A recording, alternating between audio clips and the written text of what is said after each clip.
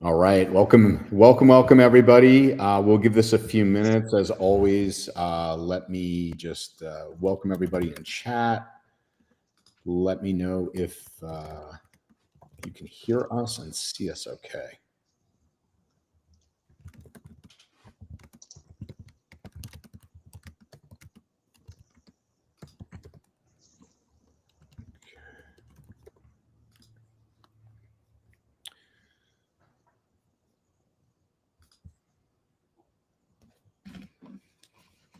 Welcome, everybody. Okay, Eddie, thanks for letting us know. And can you see Eddie? Can you see the visual? By the way, the PowerPoint moving. Just want to confirm that's the first time I've uploaded a PowerPoint into this, so I just want to make sure you can see it moving okay as well.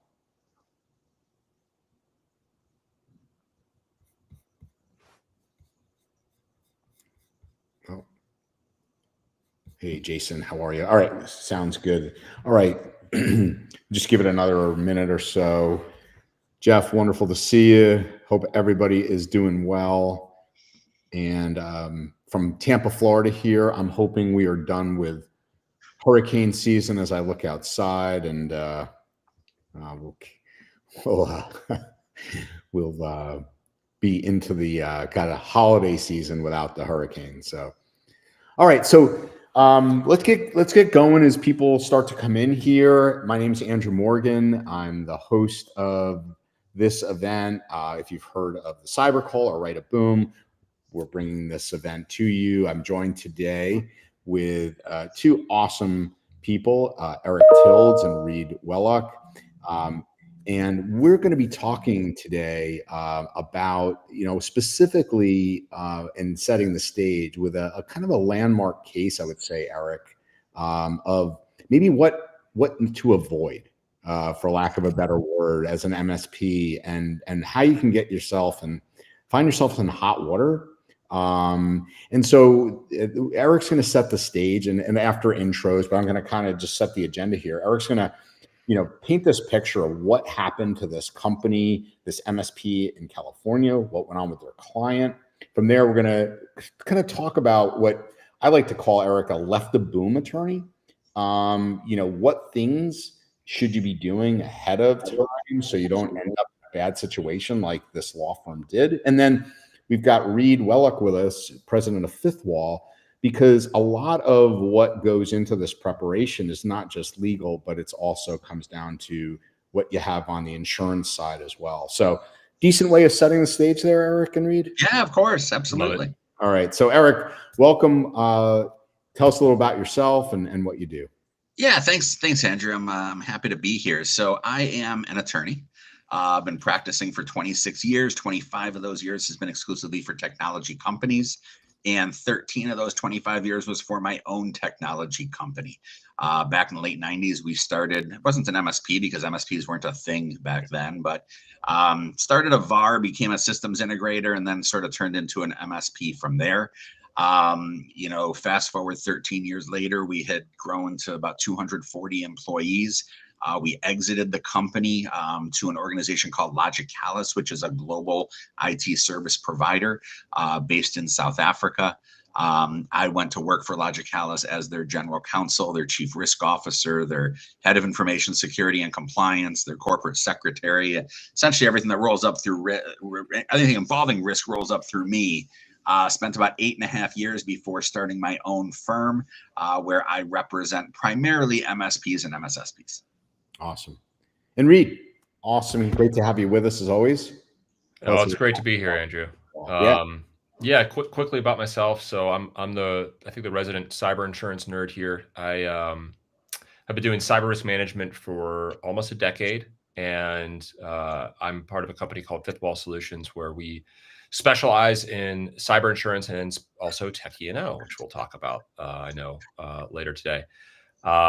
Big part of what we do is just help provide more transparency to what's going on and really leverage what cyber insurance is doing almost from a framework perspective and bringing that into kind of proactive tools and measures that MSPs can utilize and kind of take advantage of So we're big on education, and we're a phone call away if anyone ever needs a cyber insurance nerd.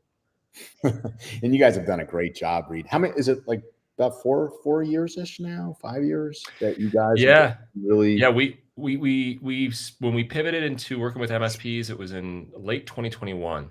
So, and it's gone by really fast. Yeah, you guys have done a phenomenal job and really helped out a lot of people, and I think really matured this whole facet of the industry for MSPs. So, so Eric, I love this cartoon, but can you kind of level set about this case? I don't know if you call it a landmark case, but this case of this MSP that's gotten themselves in some hot water.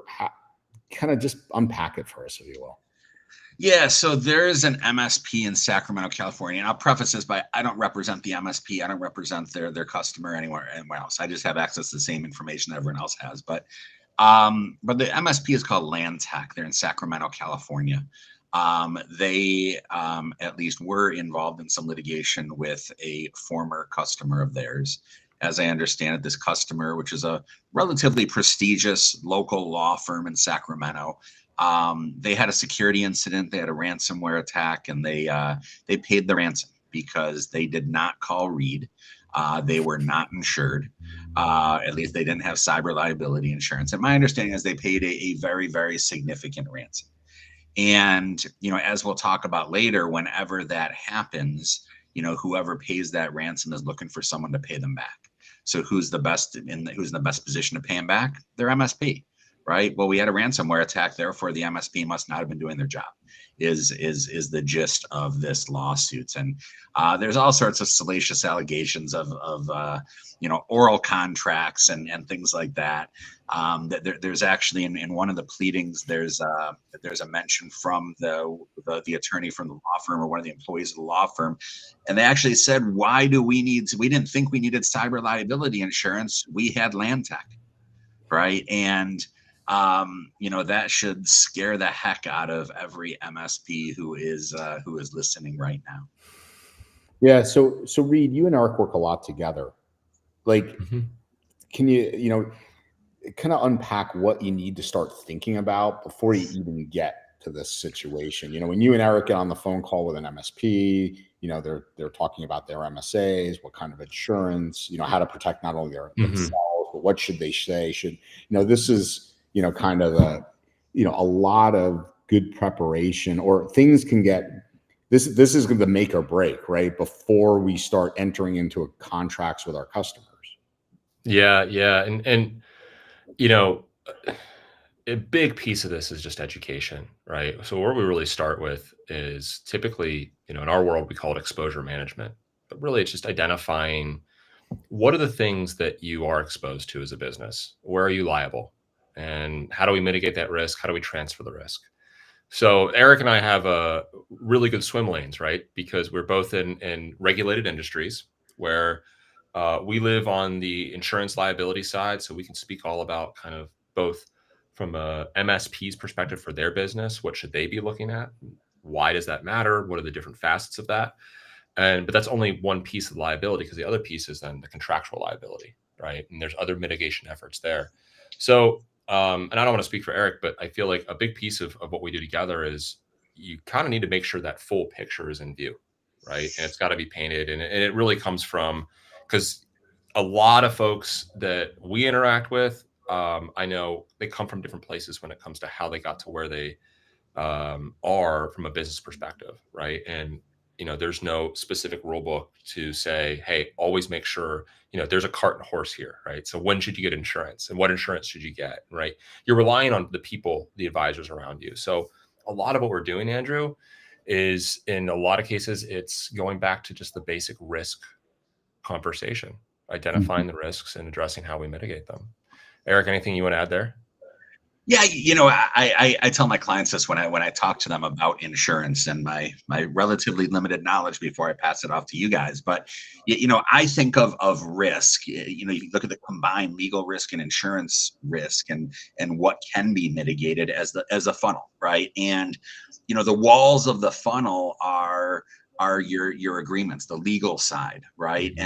And hopefully those walls almost meet at the bottom, right? But we can't eliminate all risk in our business.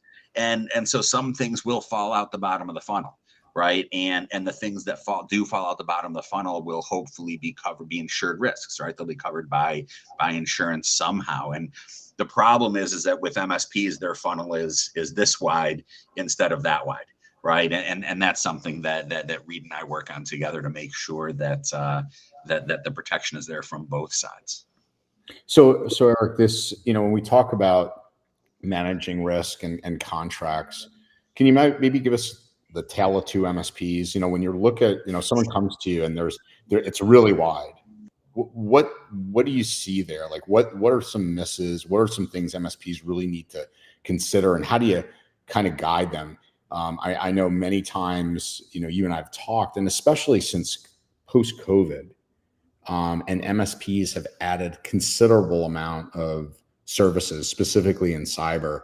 And a lot of times, as they add these services, they may not spell out what isn't responsible, who isn't responsible for. And the last thing I'll say is I turn it to you and to Reid. I think about Eric Woodard. He's an MSP out of Salt Lake who, talks very openly. Years ago, had a very significant incident involving him and his clients, who's gotten so proficient now in, aligning to CIS controls, not only in his company, but also his customers. He's gone to the degree of a shared responsibility matrix, taken literally in the context of from the Microsofts and Amazons and Googles of the world, where I'll give an example, and again, punt the ball to you, Eric, but he talks about, for example, inventory, which is one of the hardest things for MSPs, right? And, he uses mobile as an example. He's like, that's where my share of responsibility comes in very clearly. He always talks to MSPs, the clients, about, hey, so you have mobile devices, right? Yes. Do those mobile devices access M365? Yes.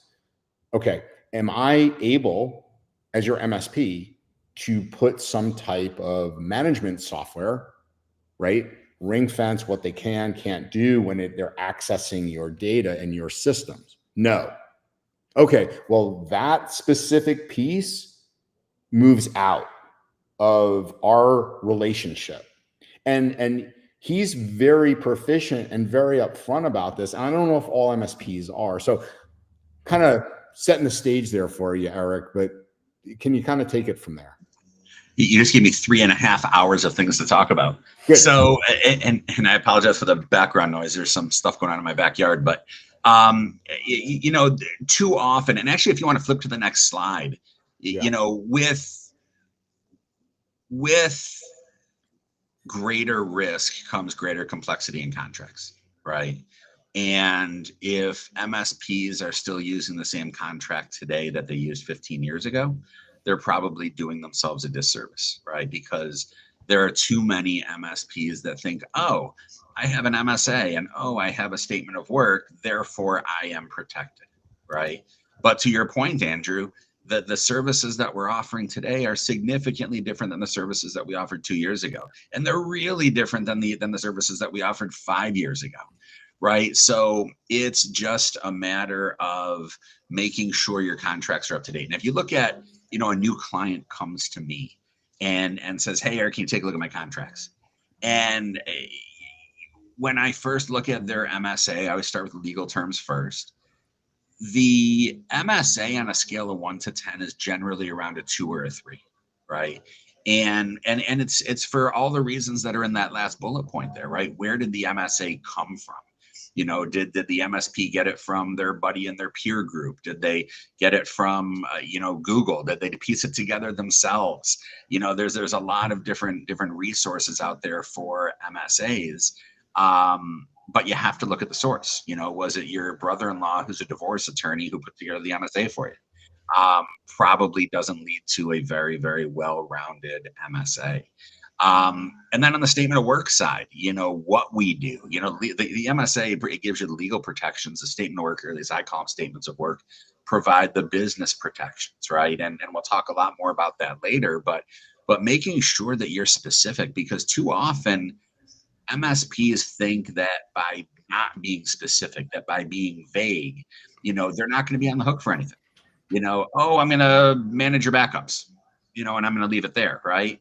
Well, the reality is that if you're not very specific, if you're not, if you don't really expand on what it is that you're doing it, and how you're doing it, and when you're doing it, and why you're doing it, and how often you're doing it, it's not that you're not going to be on the hook for anything, it's that you're going to be on the hook for everything, right? If you are not specific. So those are the big categories where I see MSPs fall down a little bit on the contracting side. And I'm sure, Reid, you see similar things on the insurance side. I do. And, it's very true what you said, where I think especially as the pace of business, you don't stop to reevaluate. And I think that's really true for a lot of aspects. But on this side, you have the opportunity. So it's a little easier on the insurance side because there is this kind of forced cadence, right? You have an annualized contract that gets re-reviewed by hopefully a risk professional, someone that's very competent. And they're matching that up to say, okay, based off of what your business does and how they operate and the exposure you have, do we still have a good fit here? Right. Where though the MSA can go into, well, you've had that for a while. And unless you yourself implement a good cadence, right, or you're partnered with someone that is establishing a good cadence, that could very easily, right, go out of date. Yeah, and generally no one wakes up in the morning and says, I should probably review my MSA today. Exactly. Yeah. And a big thing that we harp on is, your client's exposure is your exposure, right? So we typically we're encountering MSPs that want to say, hey, can you look at my client's cyber insurance policy? We're like, sure, that's all well and good. We can look at that. It's a good way to look at it. But we look at what the MSPs working with on Tech E&O. They cover cyber, but for errors and omission, the only thing you really need is a perception, right? There needs to be a perception of an error or omission of their service to just start that snowball. So I think what you said, Eric, is really astute, where it's like the less gray area you have, where it's up to interpretation, right? There's less ability for someone to simply perceive an error or omission in their service. Yeah, I mean, the last person you want to try to figure out what your statement of work said is the judge, right?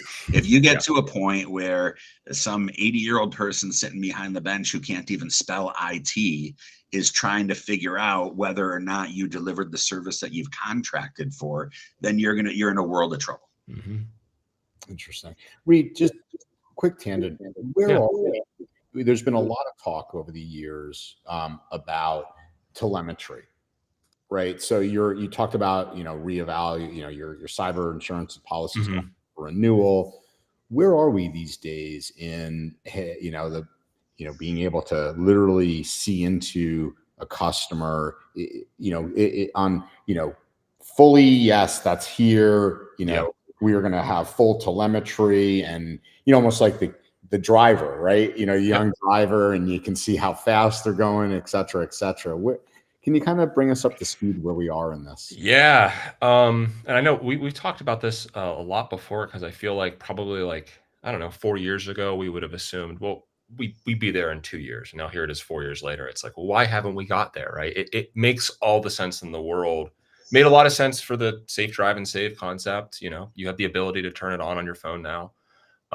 With cyber, it's a little different. And I can share with what we're seeing in the market that I think are movements to get there. And I can speak to kind of why it hasn't clicked as an industry yet. So it's kind of two sides of the fence.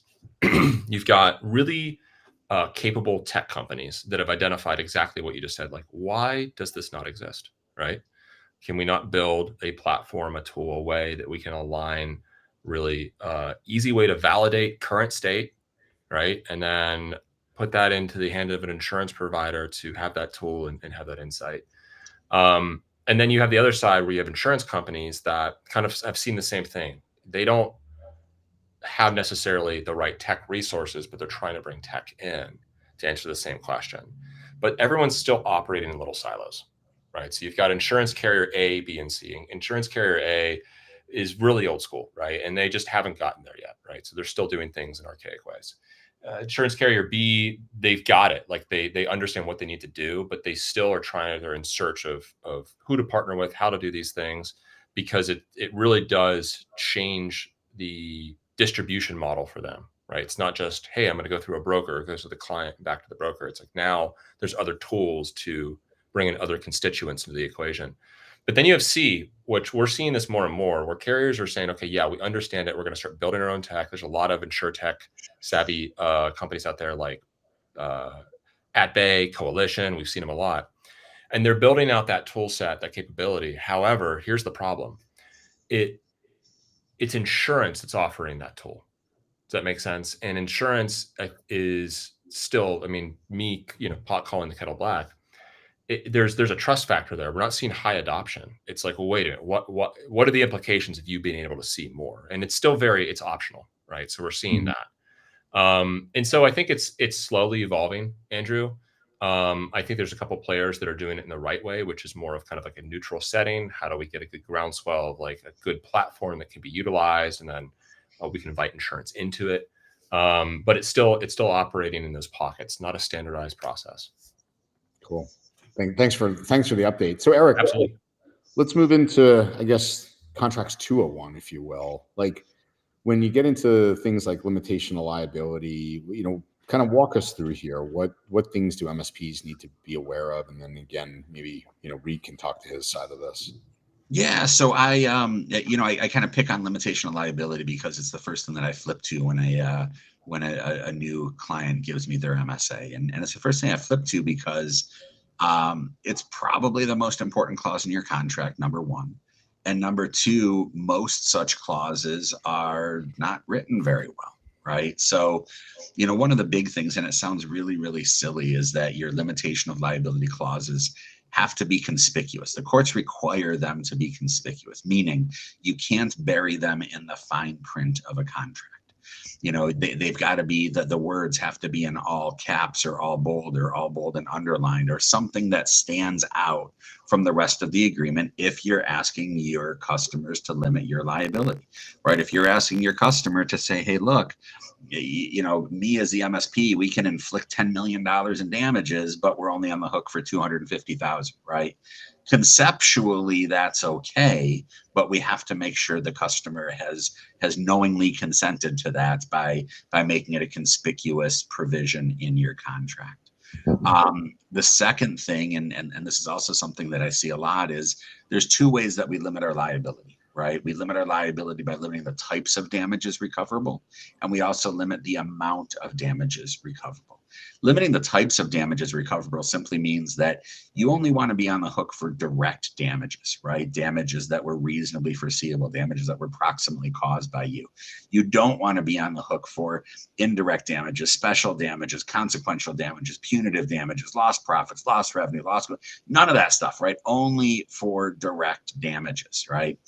And then the amount. So if you are on the hook for some sort of direct damage, you want to limit the amount of that direct damage, right? And in this industry, it's usually a backward-looking period that's based on the amount of revenue you've received from that client for the service that gives rise to the liability, which is missing from most clauses that I see, right? It's not just how much the customer spent with you in the last year.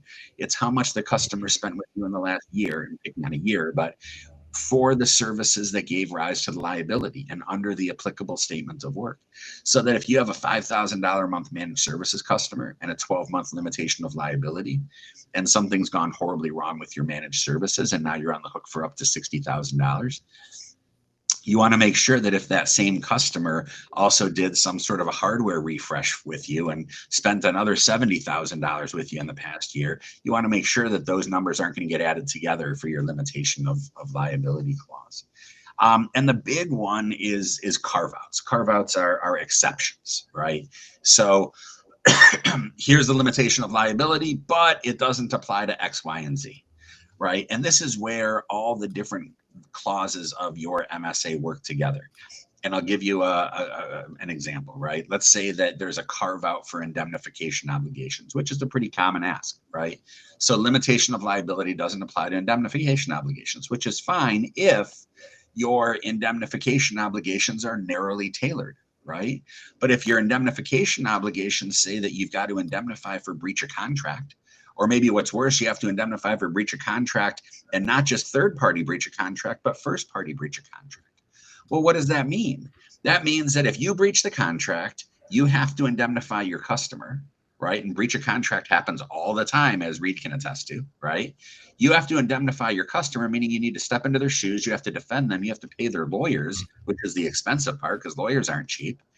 But what's worse is that you've carved out indemnification obligations from your limitation of liability.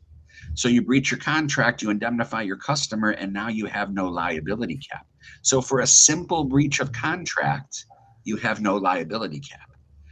I see contracts written like that all the time, and it's terrible because that means that every time the MSP breaches their contract, they're betting their business on that deal. Mm-hmm. Eric, is this where you read just a quick question before you go? Eric, is this where you've at different times you've been on talking about things like helping customers with their cyber insurance policies, and it's outside of their MSA and things don't apply in terms of their limitation of liability, or a customer says, hey, can you just verify we didn't have an incident? And is this why this is so important about doing things outside of what you've signed up to do for your customer? Correct. And it's a great point, because if you start doing work for customers that you are not contractually obligated to do, then the argument goes that you're acting outside your contract. And if you're acting outside of your contract, then your MSA doesn't apply. And if your MSA doesn't apply, then you don't have all the protections of your MSA. Right. And it's just not something that you want to get involved in. And the cyber insurance apps is a perfect example, right? MSPs are constantly asked to help their clients with their cyber insurance applications, which is fine. They should, to a certain extent, help their clients, because the clients don't know the answer to a lot of these questions. They're going to reach out to the MSP, but the MSP's got to make sure that they're on the hook contractually to help their clients. That way, again, if something goes horribly wrong, they're at least protected by their MSA, right? We've all heard the traveler's case, right? Where the MSP checked the yes box when it should have been the no box, or vice versa. Then the MSP gets in trouble. You want to at least make sure, at least between you and your customer, that your limitation of liability clauses apply.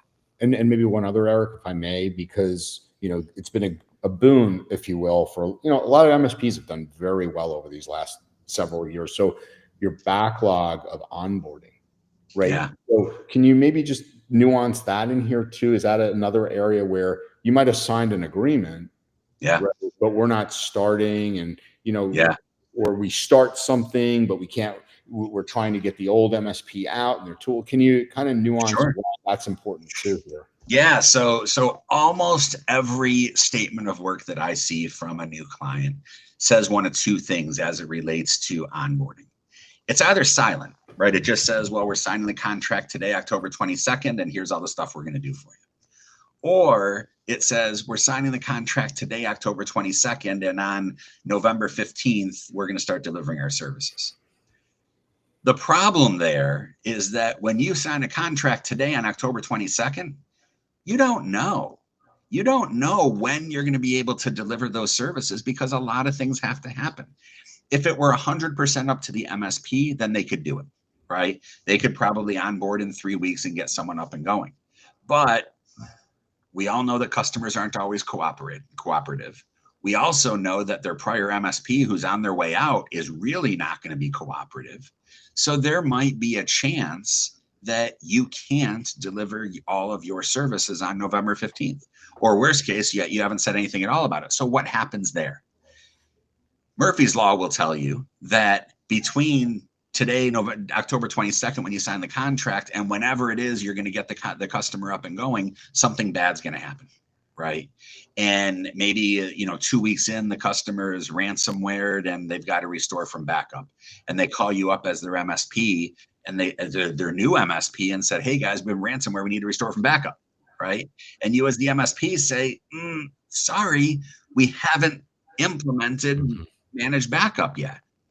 And the customer will say, well, wait a minute, I got a contract right here that says you're going to do it. It says you are doing it today. And what's worse is a lot of MSPs start billing right away too. So not only do you have a contract that says you're going to do it, the customer's paid you to do it, but you haven't done it. Right. And that's that whole onboarding process and how it works is where a ton of MSPs get in a lot of trouble, and they better have good techie and insurance. Yeah. So Reid, you've heard a lot here on contracts 201. What do you have to say? And I mean, it's all spot on. And I think, you know, if we look at it from the insurance perspective, a big thing from, I'll go even to an underwriter's perspective, right, is trying to get a handle on a risk requires first you kind of compartmentalize it, right? So going to Eric's analogy with, you know, we're trying to slowly get this down. We have risk. There's a lot of different things that create risk, right? We have a lot of moving parts. We can start consolidating these now. We can start defining them. And then what we ended up with by the end is you can't completely remove risk, right? There's always going to be an opening at the bottom. But the idea here is that instead of maybe 10, 15, 20, 30, however many different conduits that could form here for different types of events, different types of expectations, whatever it may be, we boil those down to a couple. And then what we know now to be true around the reality of the risk posture, which is, you know, yes, an error could occur, but we've been able to narrow it down to what the responsibility of the MSP will be, right, financially. So to Eric's example of like, we're linking this to services that can give rise to liability. We can then transfer that liability, right? So we can look at that. The MSP can go, okay, well, but hypothetically, what would that equation look like, right? So if I got a client and this starts to unpack, I could still be, you know, a couple $100,000. Great. Now we can start to look at then how you transferring that risk over to insurance. So, you know, it in my brain, it starts to become formulaic, right? And you should be able as a business owner to start to see the formula of what the risk is and say, okay, have someone that can articulate it like Eric to start to boil this down and say, look, these are the compartments we're going to put it in, right? These are the provisions. This is how we're going to limit types and amounts.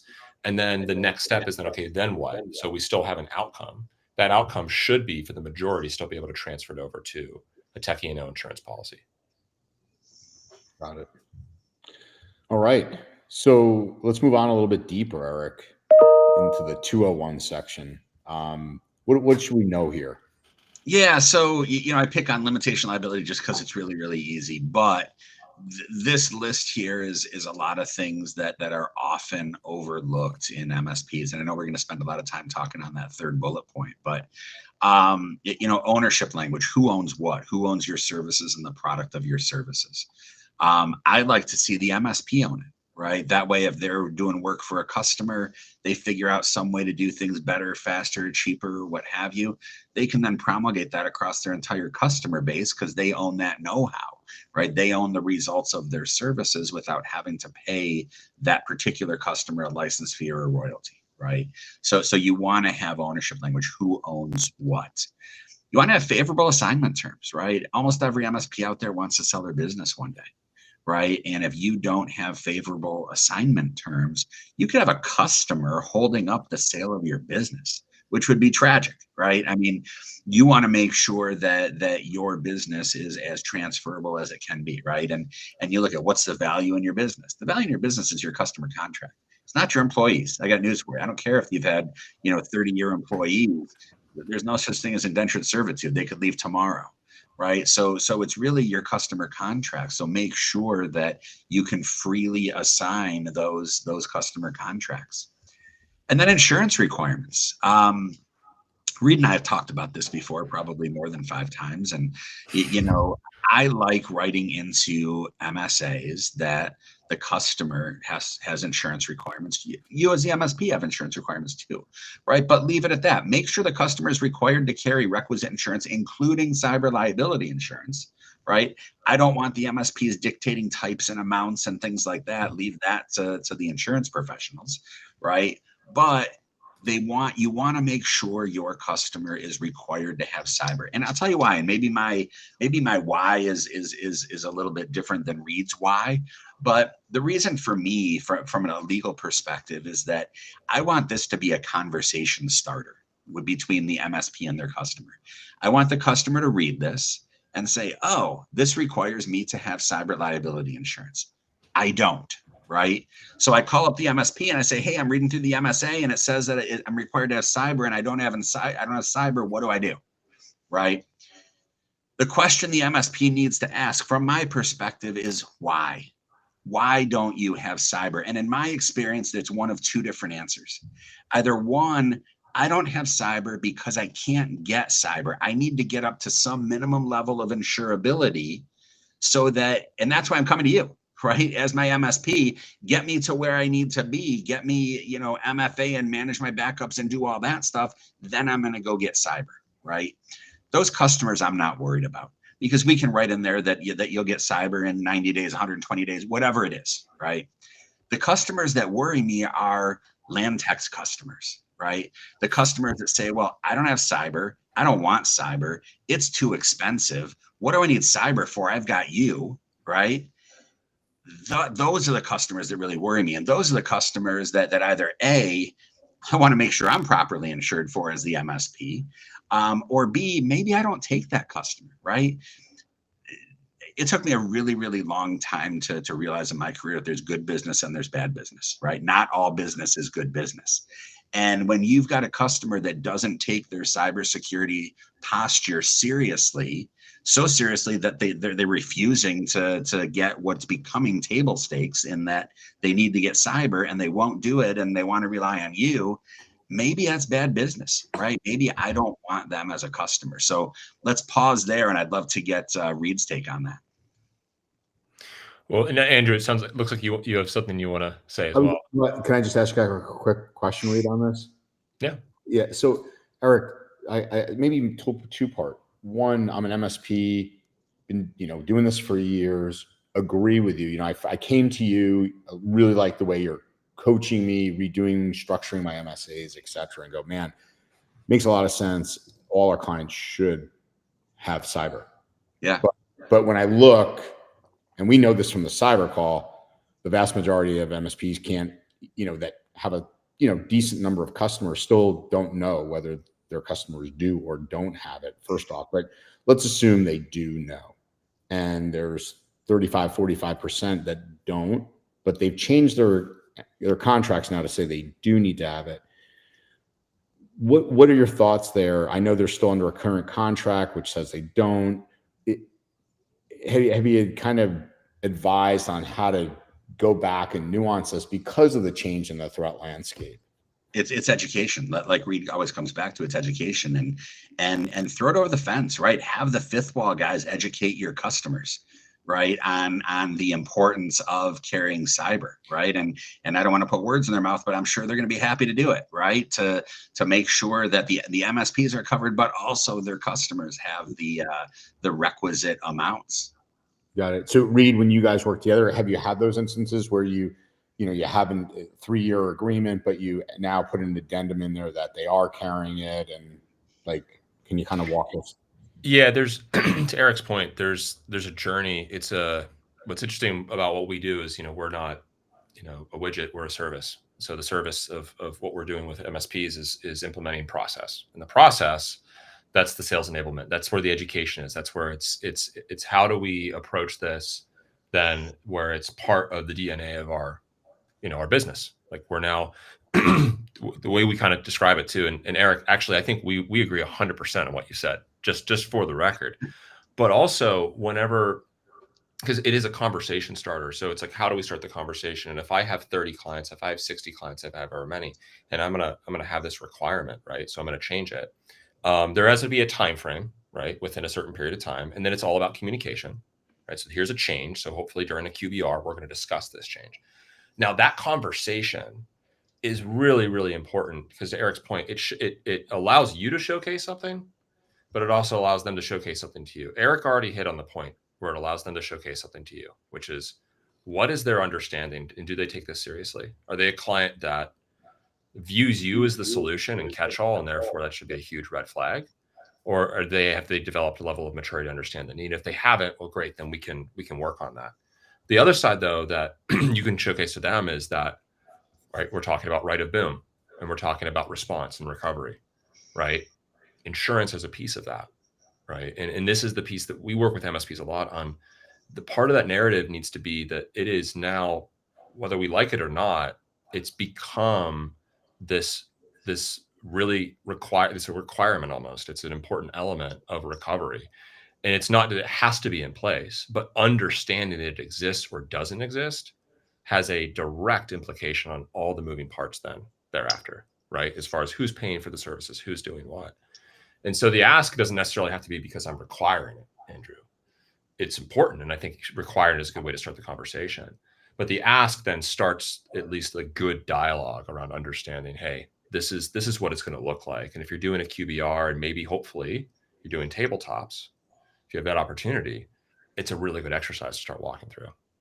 So, you know, we know we don't want to be like adversarial with customers, Reid, from the standpoint of you didn't take, you know, you're not taking my advice, you're not getting, you know, cyber. So, you know, sign here. We recommended it. You didn't get, you know, those things, as we know, don't really go over so well.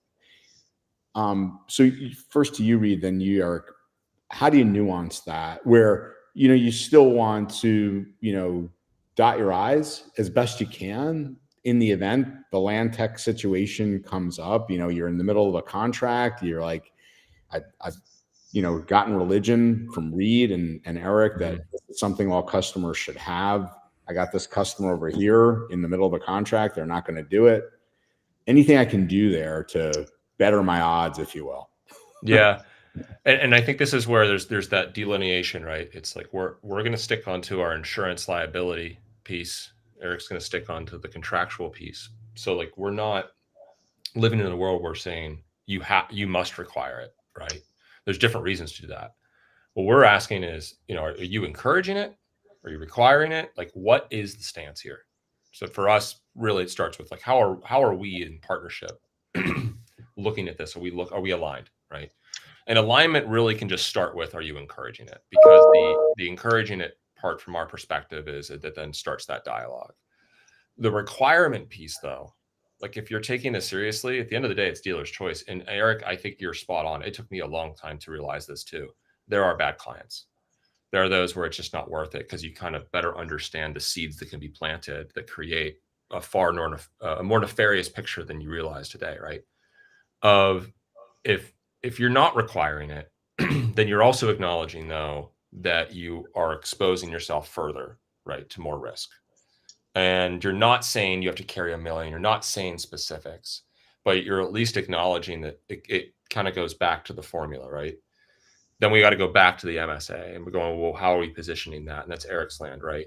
And it's a company decision. It's a business owner's decision on how you want to approach that. And I do understand that you don't want to be adversarial. You don't want to create something that's going to potentially force you to lose a client.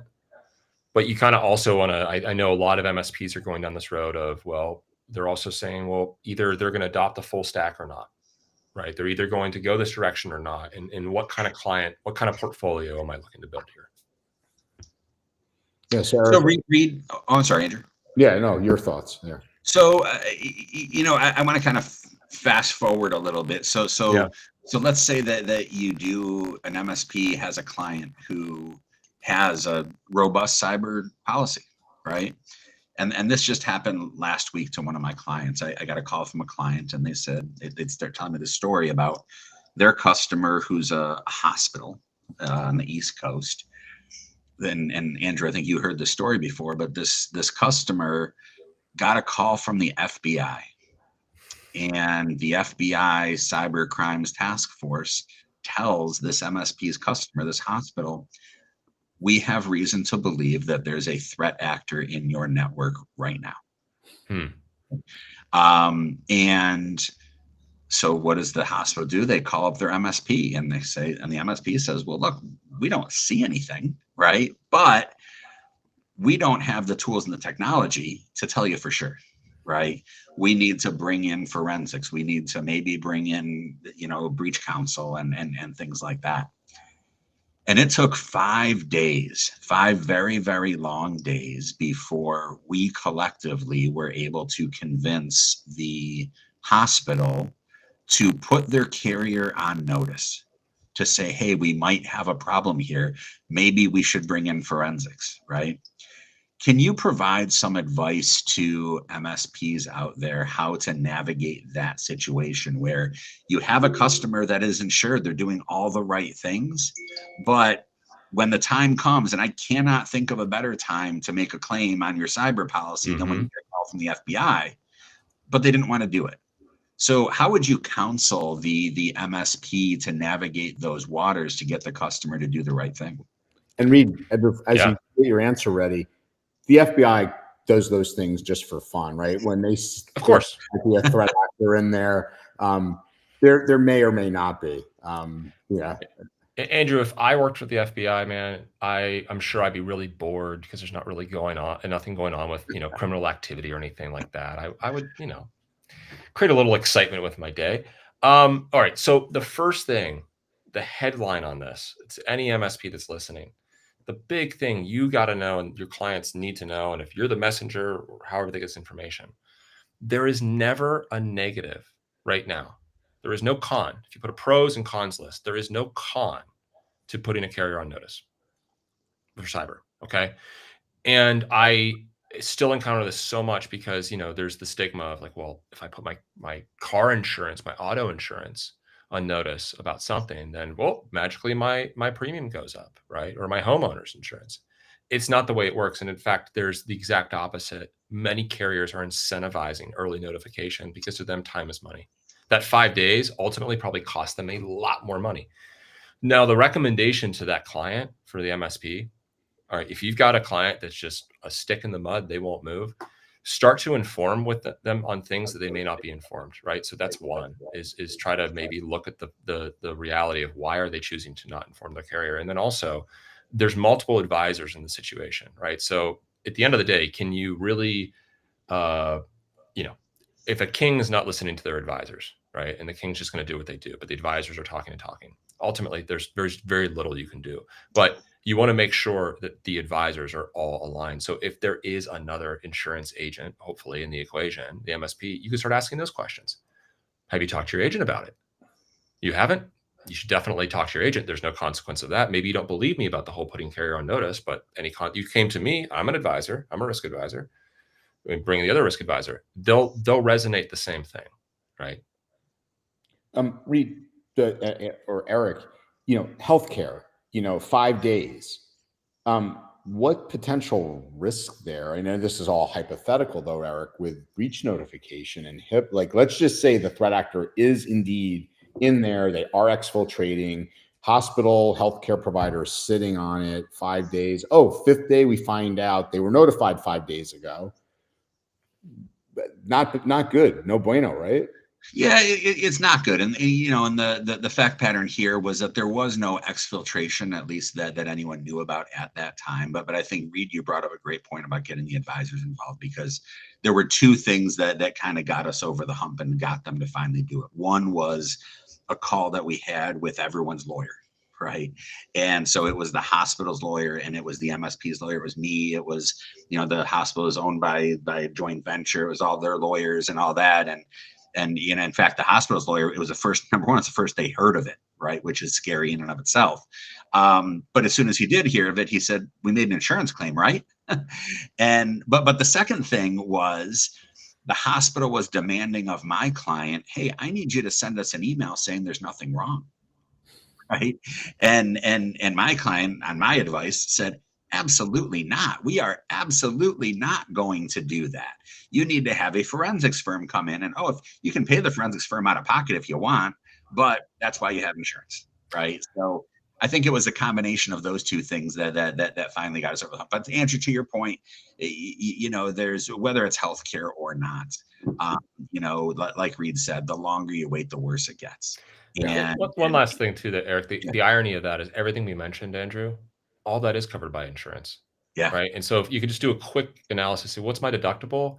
And as soon as you start to exceed that based off of consulting with, like Eric, you mentioned so many expensive things to get to that conclusion, right? Yeah.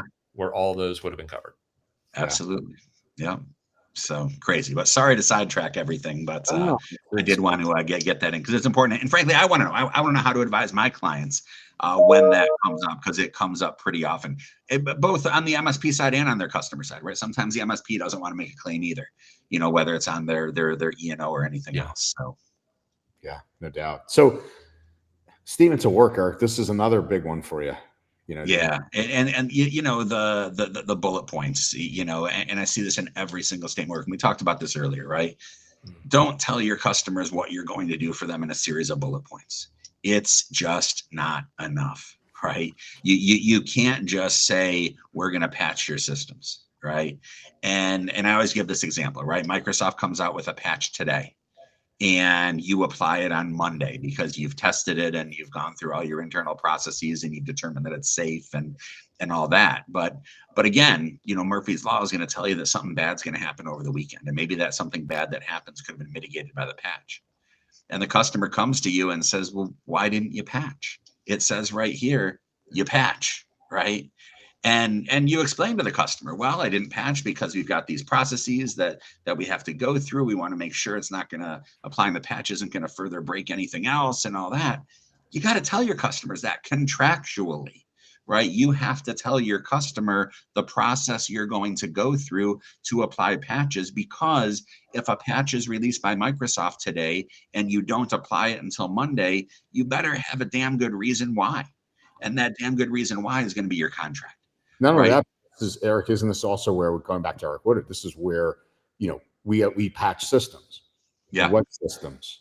Yeah. Right. You patch all systems. Yeah. And when do you do it? And what are the requirements? And does the device have to be plugged in and connected to the network and rebooted afterward? All of that stuff needs to be spelled out in your service descriptions. Yeah. And, another spot where MSPs get in trouble, and this is the Lantech case, right? Lantech's customer thought that they were receiving services that the MSP didn't realize they were supposed to be providing, or maybe they weren't supposed to be providing them, right? So there's some disconnect between the customer's expectations versus the actual service that the MSP is delivering to that customer. So you want to make sure that your statement of work is crystal clear that, look, here's what we're providing. It's in this neat little box here. That's the belt, right? The suspenders is we're not providing anything else, period. Full stop, right? If it's not in that box, you're not getting it. And then the other set of suspenders is here's a list of commonly thought things that you might think you're getting, but you're not getting them, right? And that's kind of the belt and the suspenders and another set of suspenders approach. And that the last thing on that list of exclusions is you're not providing incident response. You're not providing forensics. You're not providing data restoration necessarily, right? So make sure that your customers know explicitly what you're providing and what you're not. And then that second to last bullet point there is important, right? We're not in this alone as MSPs. We've got a tech stack, it could be a mile long, right? You ask Eric Woodard, I forget what he's up to, but it's in like the 60s or 70s in terms of how many third-party service providers he's using. And with every single one of those third-party service providers that he's using, he has a contract with them, right? And he has contracts with his customers. You got to make sure that when something goes wrong on the service provider side, which is what happened in the case that he's spoken so much about, that the liability and the risk flows appropriately from him to his customers, right? And it's not that you, like Reid said earlier, you can't exclude all risk. You just can't. You can, but you're not going to do any business, right? You can't exclude all risk. So, our jobs between me and Reid is when you get left holding the bag, make sure that bag is as small as possible, right? So make sure that your third-party providers, all of their terms and conditions are flowing through appropriately. And finally, on the disclaimer side, right, make sure that your customer knows that we as MSPs could be doing everything we should be doing, and bad things can still happen, right? And just because bad things happen doesn't mean me as the MSP is responsible for that. On the security side, on the AV side, EDR side, all of that stuff, we as MSPs could be doing everything, but the customer could still get popped and we don't want to get a lawsuit because of it. Yeah. Or in the instance of CrowdStrike, completely out of our hands, right, Eric? Yeah. Yeah, absolutely. Yeah. Absolutely. Okay. So I know we're coming up here on any questions, please send them in here in the last few minutes, Eric. BAAs, big one that you talk about, right? Yeah. So these are, I call them contract end arounds, right? So, someone comes to me and I get them a great MSA, I get them a great set of statements of work, and they put them in front of the customer, and the customer signs them, and they say, oh, wait a minute, we have to have you sign this BAA as well, right? Or we have to have you sign this DPA, this data processing addendum as well, because we might be handling as an MSP the personal information of European Union citizens, right? In either one of those cases, you've got to make sure that these, call them extracurricular documents, don't negate or don't neuter your other documents. And I see it happen every single day.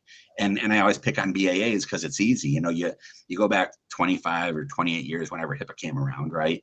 And you'd have BAAs in place, business associate agreements in place between the healthcare institutions and the MSPs. And the MSP would just sign anything, right? They'd sign anything the hospital put in front of them, right? Because in the beginning, they were just putting things that were required by HIPAA and required by high tech. But then the hospital started getting smart, and they said, if everyone's just signing these things willy-nilly, I'm going to start putting a lot more stuff in there that's beneficial to me as the covered entity that might not be beneficial to you as a business associate. Things like indemnification, things like lifting liability caps, right? You can have the best limitation of liability in your MSA, but if you sign a BAA that has language in it that negates the liability caps, guess what? You have no liability caps. So make sure that there's an entire package of documents that you're signing. Make sure someone who knows what they're doing is taking a look at them. Make sure you're not signing your names to things that you shouldn't be signing your names to. Really good stuff, Eric. Mm-hmm. Reid, anything you want to close us out with here? Well, I'll close this out, but you just gave me a little bit of deja vu, Eric. One of my first professional jobs I had was working with a medical company right when high tech was coming out, and I was getting updated BAAs done by the hundreds. So it was a little bit of a yeah, you brought back a little bit of horrifying PTSD, memories. right? Yeah, but I questioned the time frame too. I was like, that wasn't that long ago, and then I had to date myself. So thank you for that. No, I think just final remarks, Andrew, is that I think Eric and I, hopefully what we shared was helpful, but I also understand that there's total different ends of the spectrum when it comes to like understanding this and seeing it from like a couple tweaks that you made, or it could feel like this is a mountain, right? Like so much was covered, and this is not something that you need to go out and teach yourself and go and take care of yourself. I think the encouragement here is seek advisement. Go to those that already know how the sculpture needs to be built, right? And obviously present company included, but I think that's a big thing. Is hopefully we've sparked at least some questions you need to be asking, and then do you have the right people around you to answer those questions? Yeah, really good stuff. And I thought you guys did a fantastic job, and appreciate you all joining us for this event. Wishing you guys a fantastic day. Eric, Reid, really appreciate you.